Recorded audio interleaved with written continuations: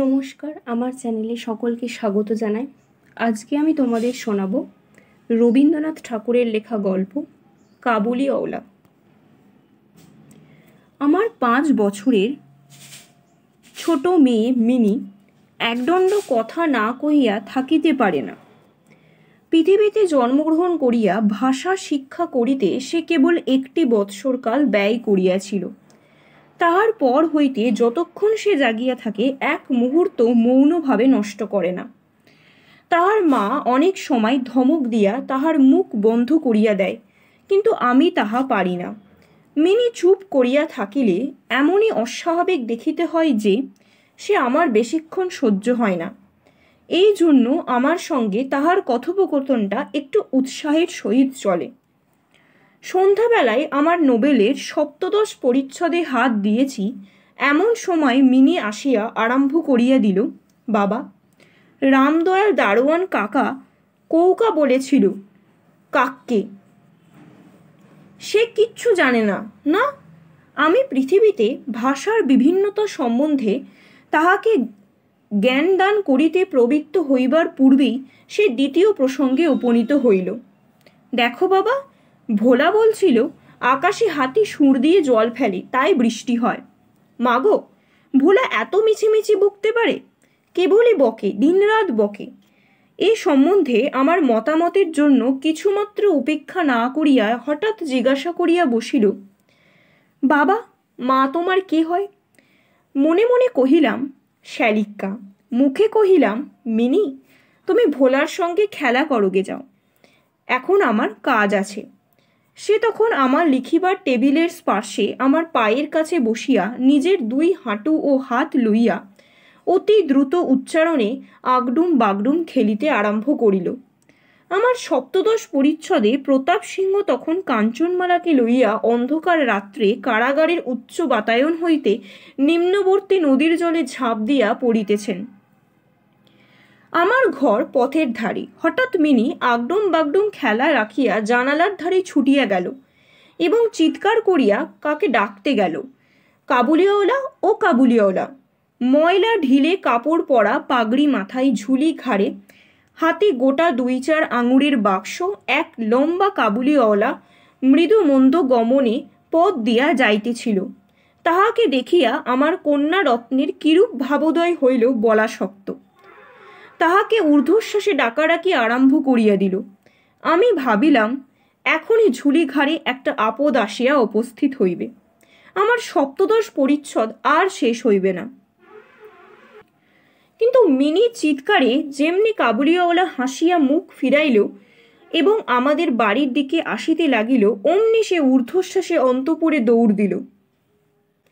তাহার আর চিহ্ন দেখিতে পাওয়া গেল না। তাহার মনের মধ্যে একটা অন্ধ বিশ্বাসের মতো ছিল যে ওই ঝুলিটার ভিতর সন্ধান করিলে তাহার মতো 2-4টে জীবিত মানব সন্তান পাওয়া যাইতে পারে। এদিকে কাবুলিওয়ালা আসিয়া সহস্যে আমাকে সেলাম করিয়া দাঁড়াইল। আমি ভাবিলাম, যদিচ প্রতাপ সিংহ এবং কাঞ্চনমালার অবস্থা অত্যন্ত সংকটাপন্ন, তথাপি লোকটাকে ঘরে ডাকিয়া আনিয়া তাহার কাছ হইতে কিছু না কেনাটা ভালো হয় না। কিছু কেনা গেল। তাহার পর 5টা কথা আসিয়া পড়িল। আব্দুর রহমান, রুশ, ইংরাজ প্রভৃতিকে লইয়া সীমান্ত রক্ষানীতি সম্বন্ধে গল্প চলিতে লাগিল। অবশেষে উঠিয়া যাইবার সময় সে জিজ্ঞাসা করিল, বাবু, তোমার লড়কি কোথায় গেল? আমি মিনির অমূলক ভয় ভাঙাইয়া দিবার অভিপ্রায়ে তাহাকে অন্তঃপুর হইতে ডাকাইয়া আনিলাম। সে আমার গা ঘেঁষিয়া কাবুলির মুখ এবং ঝুলির দিকে সন্নিগ্ধ নেত্রক্ষেপ করিয়া দাঁড়াইয়া রহিল। কাবুলি ঝুলির মধ্য হইতে কিশমিশ খোবানি বাহির করিয়া তাহাকে দিতে গেল। সে কিছুতেই লইল না। দ্বিগুণ সন্দেহের সহিত আমার হাঁটুর কাছে সংলগ্ন হইয়া রহিল। প্রথম পরিচয়টা এমনিভাবে গেল। কিছুদিন পর একদিন সন্ধ্যাবেলায় অনাবশ্যক বাড়ি হইতে বাহির হইবার সময় দেখি আমার দুহিতাটি বাড়ির সমীপন্থ বেঞ্চির ওপর বসিয়া অনর্গল কথা কইয়া যাইতেছে এবং কাবুলিওয়ালা তাহার পদতলে বসিয়া সহাস্য মুখে শুনিতেছে এবং মধ্যে মধ্যে প্রসঙ্গক্রমে নিজের মতামত দো আসলা বাংলায় ব্যক্ত করিতেছে।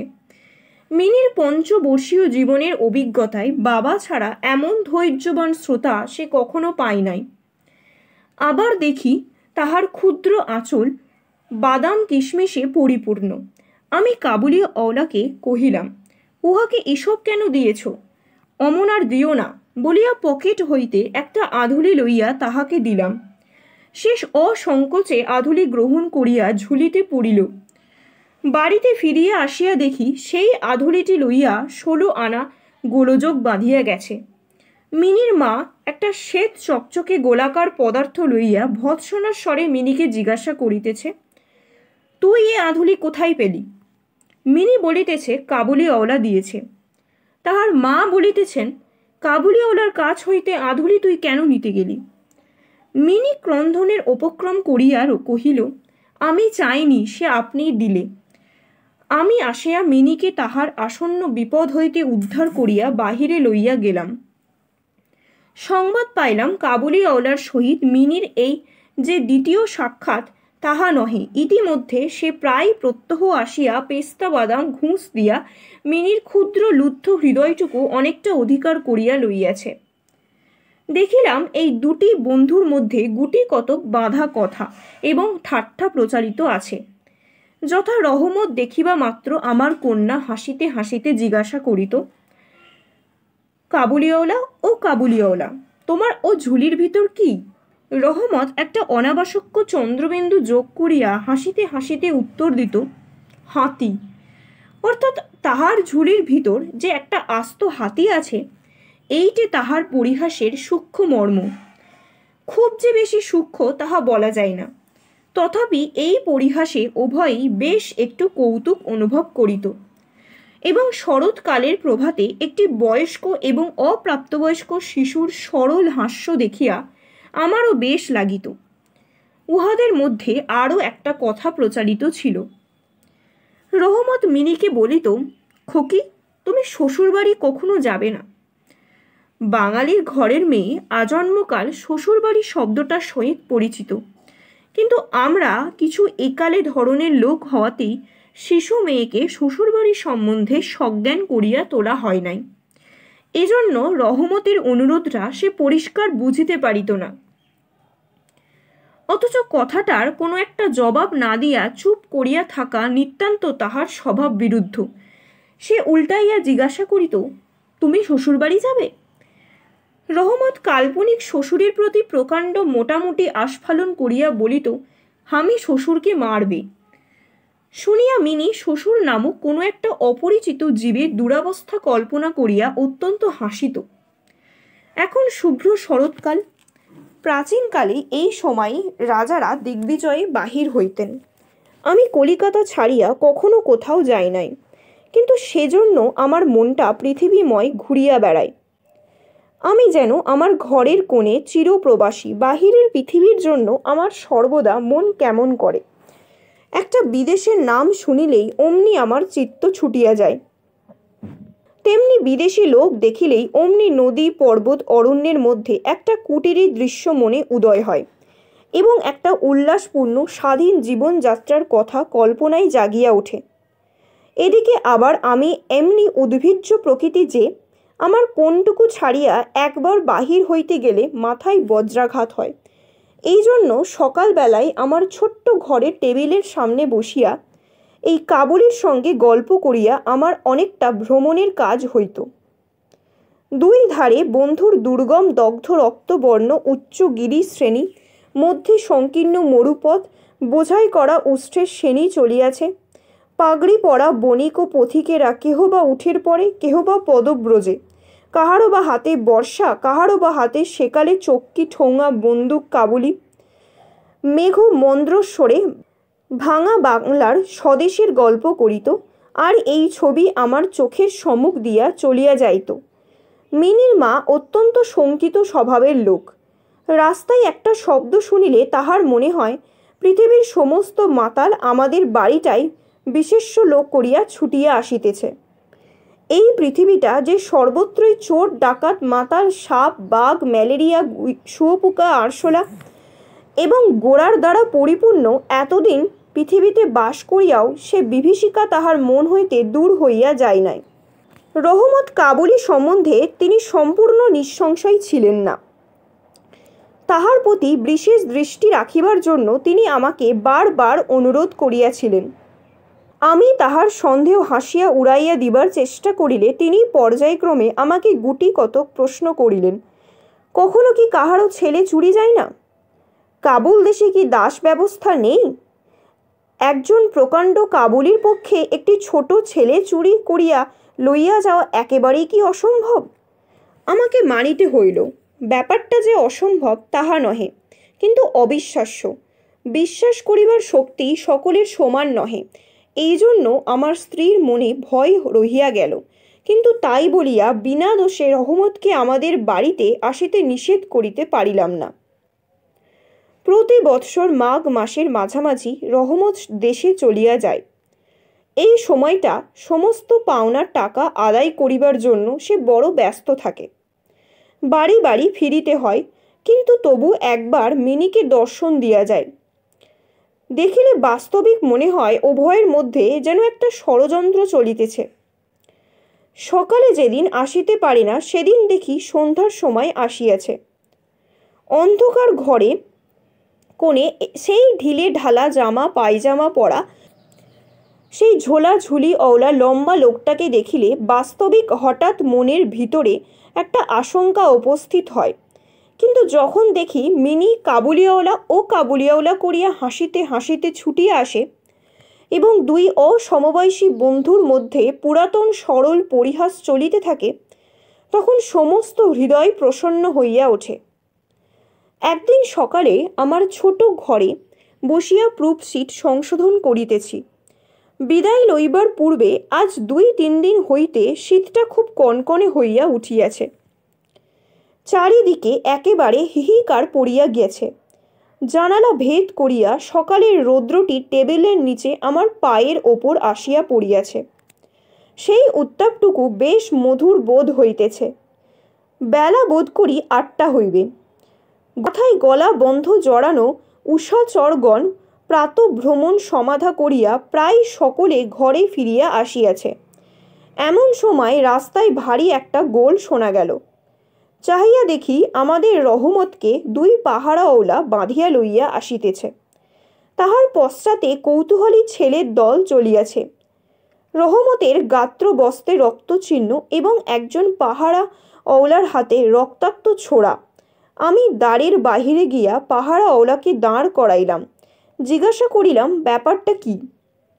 কিয়দংশ তাহার কাছে কিয়দংশ রহমতের কাছে শুনিয়া জানিলাম যে আমাদের প্রতিবেশী একজন লোক রামপুরি চাদরের জন্য রহমতের কাছে কিচ্ছিৎ ধারিত মিথ্যাপূর্বক সেই দেনা সে অস্বীকার করে এবং তাহাই লইয়া বৎসা করিতে করিতে রহমত তাহাকে এক ছুরি বসাইয়া দিয়াছে।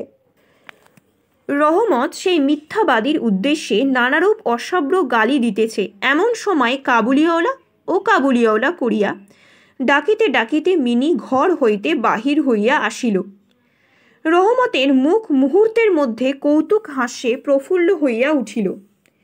তাহার স্কন্ধে আজ ঝুলি ছিল না, সুতরাং ঝুলি সম্বন্ধে তাহাদের অভ্যস্ত আলোচনা হইতে পারিল না। মিনি একেবারেই তাহাকে জিজ্ঞাসা করিল, তুমি শ্বশুরবাড়ি যাবে? রহমত হাসিয়া কহিল, সেখানেই যাচ্ছে। দেখিল উত্তরটা মিনি হাস্যজনক হইল না।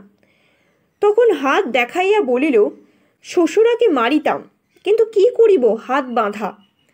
সাংঘাতিক আঘাত করা অপরাধে কয়েক বৎসর রহমতের কারাদণ্ড হইল। তাহার কথা এক প্রকার ভুলিয়া গেলাম।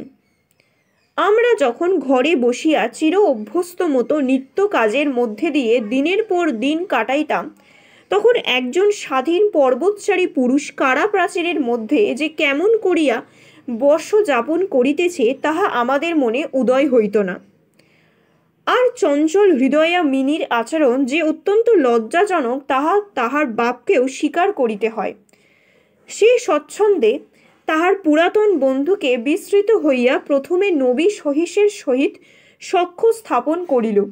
পরে ক্রমে তাহার যত বয়স বাড়িয়া উঠিতে লাগিল, ততই সখার পরিবর্তে একটি করিয়া সখী জুটিতে লাগিল। এমনকি তখন তাহার বাবার লিখিবার ঘরেও তাহাকে আর দেখিতে পাওয়া যায় না। আমি তো তাহার সহিত এক প্রকার আড়ি করিয়াছি। কত বৎসর কাটিয়া গেল, আর একটি শরৎকাল আসিয়াছে। আমার মিনির বিবাহের সম্বন্ধ স্থির হইয়াছে। পুজোর ছুটির মধ্যে তাহার বিবাহ হইবে। কৈলাসবাসিনীর সঙ্গে সঙ্গে আমার ঘরের আনন্দময়ী পৃথ্বীভবন অন্ধকার করিয়া পতিগৃহে যাত্রা করিবে। প্রভাতটি অতি সুন্দর হইয়া উদয় হইয়াছে। বর্ষার পরে এই শরতের নতুন ধৌত রৌদ্র যেন সোহাগায় গলানো নির্মল সোনার মতো রং ধরিয়াছে। এমনকি কলিকাতার গলির ভিতরকার ইষ্ট জর্জর অপরিচ্ছন্ন ঘেঁষাঘেঁষি বাড়িগুলোর ওপরেও এই রৌদ্রের আভা একটি অপরূপ লাবণ্য বিস্তার করিয়াছে। আমার ঘরে আজ রাত্রি শেষ হইতে না হইতেই সানাই বাজিতেছে। সে বাঁশি যেন আমার বুকের পরের হাড়ের মধ্য হইতে কাঁদিয়া কাঁদিয়া বাজিয়া উঠিতেছে।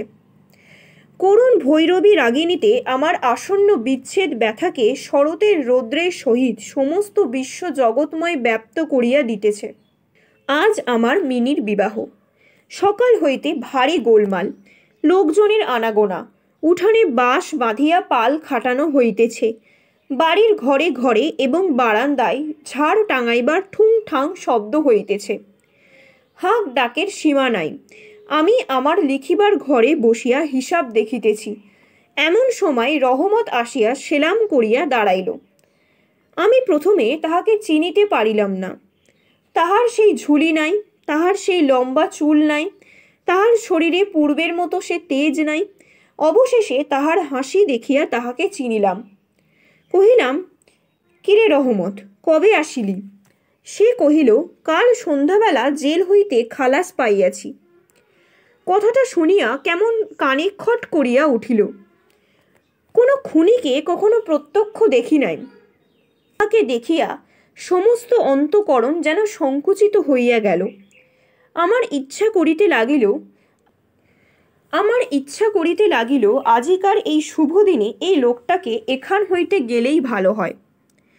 আমি তাহাকে কহিলাম, আজ আমাদের বাড়িতে একটা কাজ আছে, আমি কিছু ব্যস্ত আছি, তুমি আজ যাও। কথাটা শুনিয়াই সে তৎক্ষণাৎ চলিয়া যাইতে উদ্যত হইল। অবশেষে দরজার কাছে গিয়া একটু ইতস্তত করিয়া কহিল, খোকিকে একবার দেখিতে পাইব না? তাহার মনে বুঝি বিশ্বাস ছিল মিনি সেইভাবেই আছে। সে যেন মনে করিয়াছিল মিনি আবার সেই পূর্বের মতো কাবুলিওয়ালা করিয়া ছুটিয়া আসিবে। তাহাদের সেই অত্যন্ত কৌতুকাবহ পুরাতন হাস্যলাপের কোনরূপ ব্যত্যয় হইবে না। এমনকি পূর্ব বন্ধুত্ব স্মরণ করিয়া সে এক বাক্স আঙুর এবং কাগজের মোড়কে কিঞ্চিত কিশমিশ বাদাম বোধ করি কোনো স্বদেশীয় বন্ধুর নিকট হইতে চাহিয়া চিন্তিয়া সংগ্রহ করিয়া আনিয়াছিল। তাহার সে নিজের ঝুলিটি আর ছিল না। আমি কহিলাম, আজ বাড়িতে কাজ আছে, আজ আর কাহারও সহিত দেখা হইতে পারিবে না।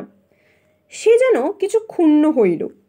স্তব্ধভাবে দাঁড়াইয়া একবার স্থির দৃষ্টিতে আমার মুখের দিকে চাহিল। তারপরে বাবু সেলাম বলিয়া দ্বারের বাহির হইয়া গেল। আমার মন কেমন একটু ব্যথা বোধ হইল। মনে করিতেছি তাহাকে ফিরিয়া ডাকিব, এমন সময় দেখি সে আপনিই ফিরিয়া আসিতেছে। কাছে আসিয়া কহিল, এই আঙুর এবং কিঞ্চিত কিশমিশ বাদাম খোকির জন্য আনিয়াছিলাম, তাহাকে দিবেন।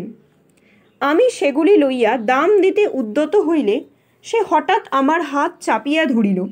কহিল, আপনার বহুত দয়া, আমার চিরকাল স্মরণ থাকিবে, আমাকে পয়সা দিবেন না।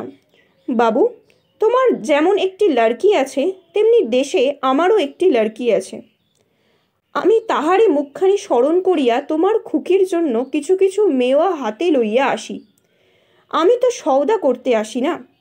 এই বলিয়া সে আপনার মস্ত ঢিলা জামাটার ভিতর হাত চালাইয়া দিয়া বুকের কাছ হইতে এক টুকরো ময়লা কাগজ বাহির করিল। বহু সযত্নে ভাঁজ খুলিয়া দুই হস্তে আমার টেবিলের ওপর মেলিয়া ধরিল।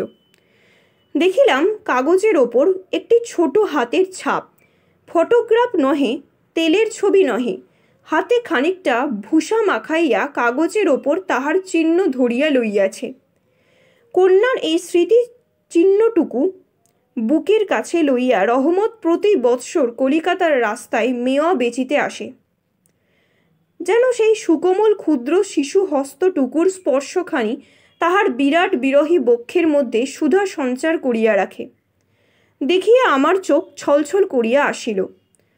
তখন সে যে একজন কাবুলি মেয়াওলা, আর আমি যে একজন বাঙালি সম্ভ্রান্ত বংশীয়, তাহা ভুলিয়া গেলাম। তখন বুঝিতে পারিলাম সেও যে আমিও সেও পিতা আমিও পিতা। তাহার পর্বত গৃহবাসিনী ক্ষুদ্র পার্বতীর সেই হস্ত চিহ্নটুকু আমার মিনিকে স্মরণ করিয়া দিল। তৎক্ষণাৎ তাহাকে অন্তপুর হইতে ডাকাইয়া পাঠাইলাম। অন্তপুরে ইহাতে অনেক আপত্তি উঠিয়াছিল, কিন্তু আমি কিছুতেই কর্ণপাত করিলাম না। রাঙা চেলি পরা কপালে চন্দন আঁকা বধূ বেশিনী মিনি সলজ্জভাবে আমার কাছে আসিয়া দাঁড়াইল। তাহাকে দেখিয়া কাবুলিওয়ালা প্রথমটা থতমত খাইয়া গেল। তাহাদের পুরাতন আলাপ জমিতে পারিল না। অবশেষে হাসিয়া কহিল, খোকি, তুমি শ্বশুরবাড়ি যাবিস? মিনি এখন শ্বশুরবাড়ির অর্থ বোঝে। এখন আর সে পূর্বের মতো উত্তর দিতে পারিল না। রহমতের প্রশ্ন শুনিয়া লজ্জায় আরক্ত হইয়া মুখ ফিরিয়া দাঁড়াইল। কাবুলিওয়ালার সহিত মিনির যেদিন প্রথম সাক্ষাৎ হইয়াছিল, আমার সেই দিনের কথা মনে পড়িল। মনটা কেমন ব্যথিত হইয়া উঠিল।